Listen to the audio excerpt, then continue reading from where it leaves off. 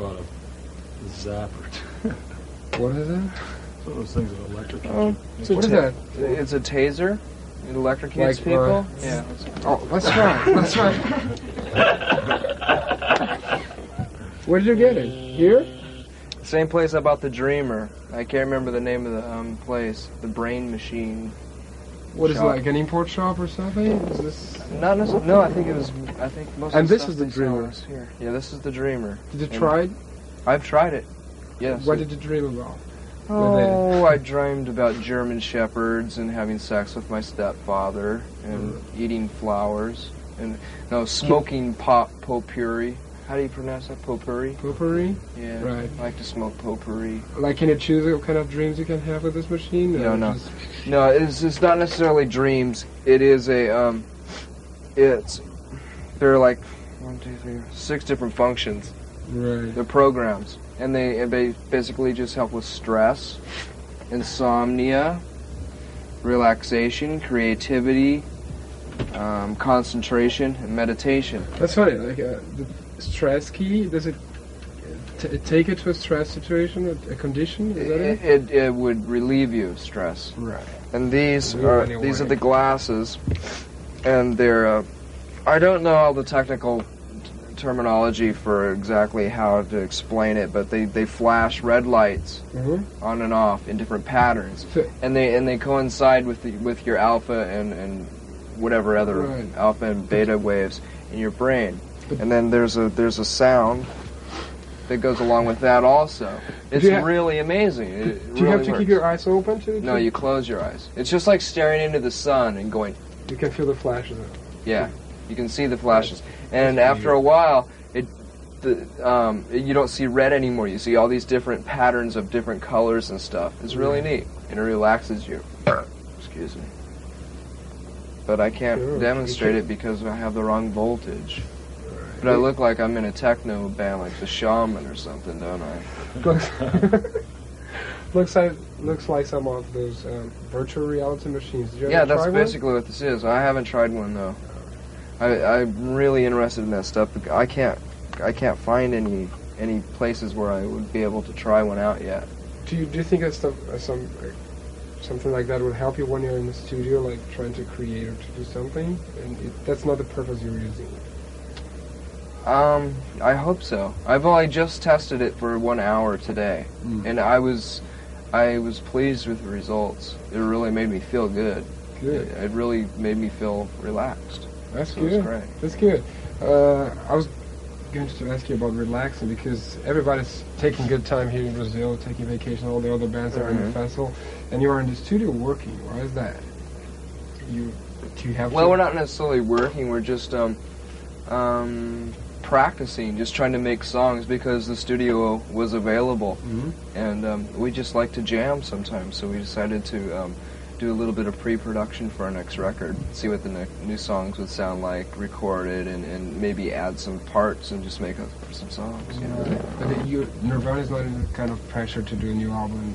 That's not why you're working here in Rio or. No, Not no, really. no. I don't think we're really under pressure. I mean, we have enough songs for the new album, but we would like to have more. We'd like to have more to choose from. Definitely. We have about maybe 13 songs. And we begin recording in the second week of February. So that's pretty soon. And we're only allowing ourselves 2 weeks to record. Right. To record and mix, and that's it. That's the album. And if we don't do it in time, we're not going to put out an album. But you don't have any date specifically to put this album out. I mean, or no plans on the plan. No, That's fine. except we have a date to record. We have to record starting the second week of February. Second week of February, right? And so in Brazil here, it was very spontaneous that you were working in the studio here. And I was wondering, how was the show in São Paulo for you? And did you feel confident enough to try some more new songs on the show? You tried just one, right? In São Paulo? I don't remember. I guess it was just one, or at least. I you think we announced- played a couple of new songs, and then we did some new wave songs. When we Right. started jamming and stuff. But for the most part, we don't want to over practice the new songs. Actually, it's a good idea to play new songs, to see what the vibe is like live. But I guess I don't have an explanation why we didn't play more new songs, really. Right. But well, maybe Normally we do, but and a while ago we got so tired of people bootlegging stuff, and we want the new album to be more or less a surprise. We don't want anyone to know what these songs sound like, because it'd be bootlegged like that, and everyone wouldn't be as surprised hearing these songs. Well, the press is talking about this new record that they say is going to be more heavy. I mean, can you give us any hint of that? What is heavy? Yeah, what is heavy? Yeah, can you define something like that? Who said it was going to be heavier? I mean, Rolling Stone maybe. Fuck them. What would they know? Yeah, and you're not going towards any specific direction or heavy direction or something. I think we're going in more of an experimental new wave type of direction. It's kind of hard to explain. Actually, have you heard the Incesticide record? Mm-hmm. That's the kind of band we used to be. We used to be more like Gang of Four, new wave influence, like more experimental with more noise and different effects boxes and stuff.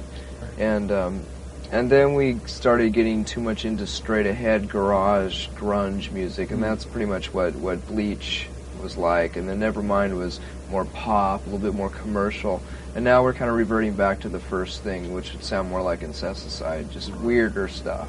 Was that intentional, this kind of evolution? I mean, you going towards commercial songs? And, We just happened to be really into the idea at the time. It seemed like a really challenging idea at the time, because we were playing punk rock underground clubs, and we thought it would be really funny to test that out on those kind of people, to see if they would be able to swallow more of a clean pop, sound, and see if we can get away with it, because we love that kind of music. We like a lot of commercial music that's good, most of it's old, most of the old commercial stuff we like, but it was just something to do. We're pretty much bored with that phase now, because you're really limited, especially when you're a three-piece, because there's not much you can do with, three-chord guitar rock. Not really. Well, the whole new wave concept, I mean, when it began, it was very pop. I mean, can you say like, if you can name any bands, you mentioned like the B-52s, Devo,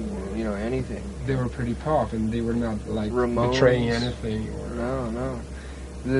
I think that's one of the most grossest periods of music in history is right around the mid-'80s, when this crossover metal and punk rock thing started happening, where it wasn't cool to write songs that had melody anymore. It had to be total noise and aggression all the time. And I just got really sick of that. Is there an ashtray around here somewhere? No. Can you get one? Thanks. And so this wave now is gone. I mean, this middle 80s senseless or pointless rock, right? I mean, because of grunge and all this new so-called alternative. Thanks. Is that it? For us, do you mean? For anything? For pop music in general, for rock. And do you think, because I guess I have the impression that this kind of music will always exist. I think so.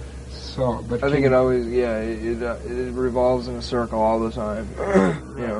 Everything will always revert back to melody. I mean, because that's the most palatable thing to an ear. Right. But how do you feel about, maybe there will be an answer to the sound you're making now, you and all of these bands that are on the top now, more conservative rock or more noisy rock, the rock they did in the middle 80s, will come back. Is there a chance that this happen, and how do you feel about it? I think it's happening already. I mean, obviously, the most popular alternative bands on a national commercial scale are more, commercial. They're more clean and like Pearl Jam and stuff like that.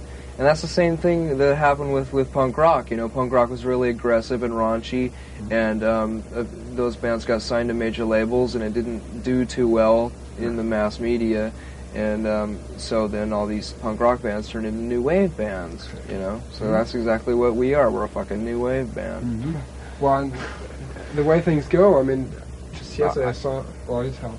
Well, I hope... I don't really like to think of us as just strictly one of those kind of bands who used to be punk rock and then went to a commercial option just for financial reasons or to be played on the radio. It was something that we sincerely wanted to do. We really liked the stuff that we were trying to do at the time. And as you said, you were trying to tease your audience, your punk club audience, with Yeah, this in a song. small way. Yeah, it was more of a test. Right. It was more of a test for us, actually, to see if we had enough guts to get away with the acceptance by the people who we respect, because the people who we respect the most are the people in the underground punk rock audiences. Right. You know.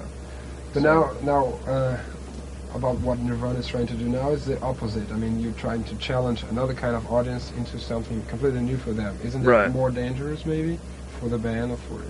Not for us, because we don't give a shit at all now what anybody thinks of us. I mean, we can get away with anything, Right. pretty much. I mean, that's kind of a sad thing in a way, but I would definitely like to see the people who liked our band, who liked Nevermind because it was easy to listen to. I would love to see them get into or appreciate the noisier side of our music, and then hopefully maybe they will look back into some of the old punk rock bands like Black Flag and Flipper and stuff like that, and hopefully and there will be other bands, current bands, who will be on major labels, and they'll listen to that stuff too, you know. Right. It's not necessarily like a big crusade we're on, you know, like, you know, I mean, fuck, we're just a band, but, you know. Especially now that everybody seems to jump into the wave or the movement that you seems to represent now. I just heard yesterday, I was telling you that Madonna is looking for a grunge band to sign. I mean, how do you, is it possible? I mean, just because she has a label and she can come with some really original sound? Well, people like that tend to think that they can buy anything, you know. I personally don't think that she's really sincerely into that kind of music. I wouldn't know because I don't know her as a person, so maybe she is, but to me it seems kind of superficial. It seems like a cash-in kind of thing. Exactly. And an attempt to be kind of hip and get a little bit more credibility. But in a way, I respect Madonna for the things that she has introduced, because she's introduced some subversive things, and it has nothing to do with sex as far as I'm concerned. I'm talking about like the introduction to the Vogue dance, which originated in the gay clubs in the mid-'80s and early 80s. And stuff like that, and she's always been supportive of things like that, which is, I think, is really cool. Right. She's just from a different world, you know, so I don't expect her to understand punk rock, because, I mean, obviously she knew about punk rock. She had to. She was hanging out in New York at that time, and she chose to ignore it, so But that was her choice.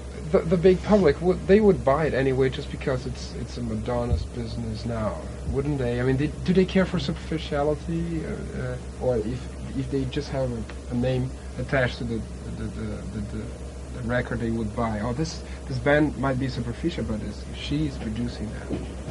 How superficial are consumers and all that? The mass. I don't know. It's hard to say right now, because it seems like people, well, generally people are looking for things that are a bit more sincere and real now. I try to be optimistic enough to hope that people are looking towards things like that. You know. Is this happening with with rock, even European rock? How much can you say about European rock, English rock maybe? Because this is very true with American rock. But you mentioned New Wave, and a good part of New Wave came from England. I think some absolutely amazing and very influential bands came from England and Europe, all over. Mm-hmm. But that was in the early 80s, and they weren't afraid to experiment, like, you know, bands like the Raincoats and Kleenex and stuff like that.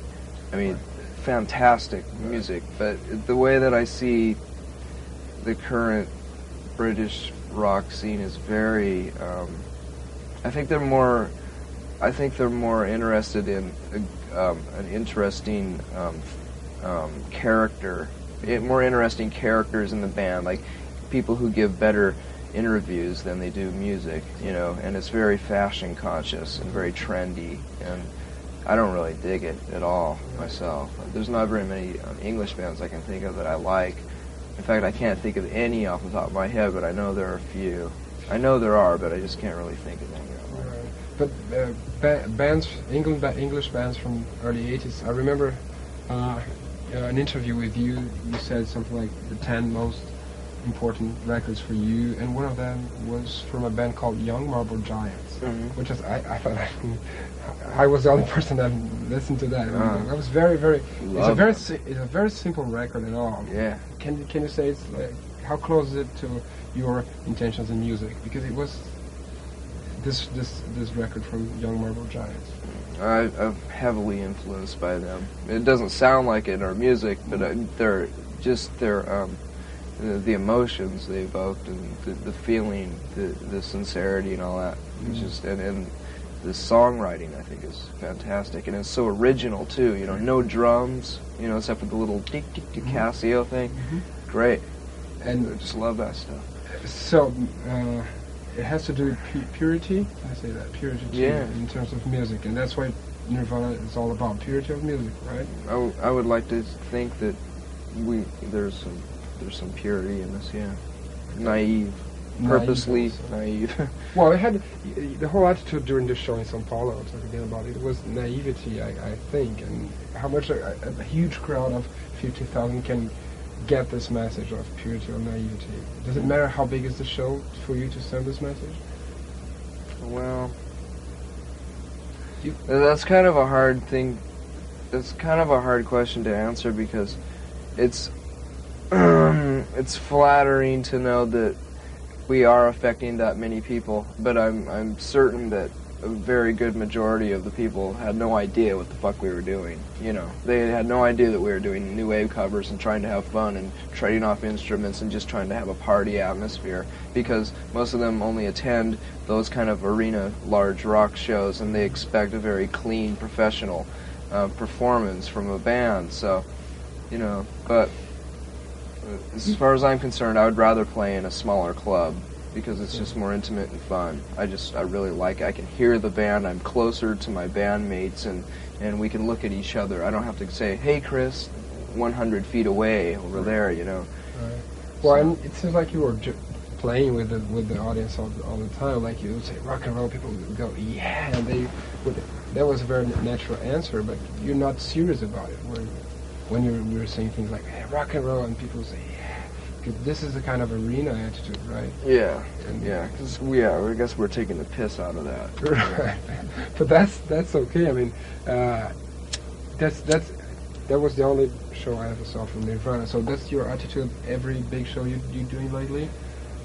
Most of the time, yeah. That's one of the only ways that we can really deal with the idea, the reality of playing in front of that many people, because we never ever intended to do that, you know. And I've never hardly ever enjoyed watching an arena rock show. I think I've only seen a few of them. I really liked Aerosmith when I saw them about 10 years ago, and that was a really big show. But that's just because I like the band so much, and I was real familiar with the songs and everything. But I would have rather seen them in a club, you know, or a theater of a few thousand people, for sure. Nowadays, you still go out to clubs to see small shows? I try to, but there aren't very many bands I like right now, you know. But don't you like trying some new sound? I mean, let's see if the boys are doing something interesting now. Do you have this feeling like, oh, let's see if I find something interesting here now? Oh, absolutely. Oh, absolutely, definitely. I mean, I'm constantly always buying records and you know, asking my friends what they like and listening to it. I mean, I buy so many records on tour that I still haven't listened to even half of them. I haven't had a chance to. Right. So. And when a new band comes to you, or you know that they say that they were influenced by Nirvana, how do you take that? Because you're such a new band to influence some other people, aren't you? Or can you say that you influence other bands? Well, I don't know. I've never heard a band that sounds like us. I can't say that I've heard a band who sounds like they rip us off or have been influenced by us. And if they have been influenced by us, I hope they've just been influenced by the sincerity we try to put off. Right. I don't know. Okay. Well, and just we're finishing now. You were given an interview to a fanzine before us, okay? And how much you're still involved with this underground world? I mean, this fanzine stuff. I mean, you'd rather do a fanzine interview? Any day of the week. Yeah, I'd rather do that. Because the big press, does it misquote you a lot? They don't understand, and I just don't read those kind of magazines. I read fanzines all the time, and those are the only things that I ever really read. Normally, I don't really even care what my favorite bands have to say, you know? Because I know they probably, you know, agree. I agree with pretty much the same philosophies and ideas that they do anyhow, if we're into the same kind of music, or basically the same kind of music, so... You know, that's just that's just like the icing on the cake. That's just an extra little thing. You yourself, do you see things that you said that you are often misquoted a lot in the press? Constantly. 98% of the time, yeah. And how much? But not with fanzines usually, because they understand us. But with other magazines, and there are a lot of magazines that just don't give a shit. They purposely misquote you just to have a funny story, you know, or just to fuck with you, or to, you know, just to sell their magazine, because that's the only reason they're in it. Anyways. Okay. Well, thank you. Oh, one final question, because In Bloom Law is like #1 video on MTV here, so I want to ask you one question about it. The same laugh that seems that you were taking with the audience at the show in São Paulo, you were taking with video watchers with In Bloom, right? Which was a totally simple video and all. I mean, how intentional was that? I mean, well, you don't like videos, or how come you made maybe Smells Like Teen Spirit in the same purpose? And now you said no. In Bloom, the In Bloom video is like it's the beginning of an answer to all that, even to MTV or to the whole video universe. I'm not really sure, because I'm not really opposed to videos. I don't hate them. Sometimes they're fun to do. Especially that video was fun to do because it only took us 6 hours. Normally a video will take the whole day, just like over and over and over. We only had to listen to the song like 4 times. It was great. It was really great to be able to do that, and it was totally spontaneous. Courtney had brought some dresses with her. She was taking them to a friend's house, or she had borrowed some dresses from a friend of hers, and so I thought, hey, let's put some dresses on and, you know, dance around in those. And that was just, you know, everything was just pretty much spontaneous. The basic idea was just to, you know, do a video that looked like it came from the early '60s or the late '50s. Well, but what about the other version that you were more with suits and all like that? It was done in the same day. Yeah. You just changed your clothes. Yeah, we just changed our clothing. Yeah. Okay. Yeah. Oh, and you mentioned that Courtney came with those dresses, and she's recording right here. I mean, do you, by any chance, interfere with what she's doing some in her work, or how much does one interferes with other works? Yeah, we get in each other's way every once in a while. Well, yeah, but I mean more intentional. We just like to be together all the time. Mm-hmm. You know, we're best friends. She's my best friend, and so when she's playing music, I like to listen to it and maybe suggest some things, and she does the same thing with me too. And this was just an opportunity for her to. She came with us, and Patty, her drummer, came too. It's just a vacation, and so this was just a spontaneous thing for them to just make a few demos and see what they're going to do with it. Okay. Yeah. Okay. Thank you very much. Yeah. Okay, it's rolling. Arnaldo Baptista, is that how you pronounce his name? That's it. Mm-hmm.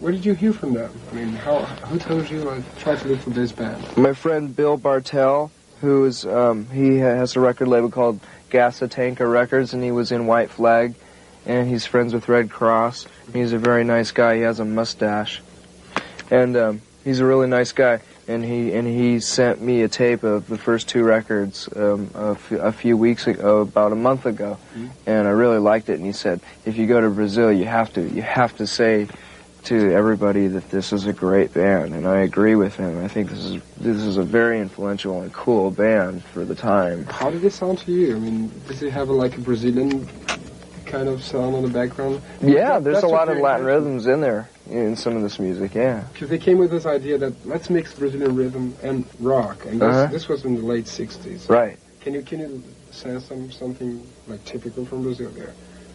Yeah, oh definitely. There's some, I can hear the rhythm and the influence in the music a lot. I respect them so much. I'm not familiar with them very much because I've just started getting into them, but I think from what I've read about them, they were very revolutionary. I mean, they made their own effects boxes, you know? They made their own fuzz boxes, and they were also really controversial too, which was, they had a lot of guts to be doing stuff like that in the military society that was going on then, and I just think that is so cool. That was totally counterculture. Yeah, totally, very. People wouldn't believe what they did. Yeah. Oh, it's very cool, I like that. And I hope you enjoyed the CDs too. Yeah, I will. And thank you again. All right. Bye.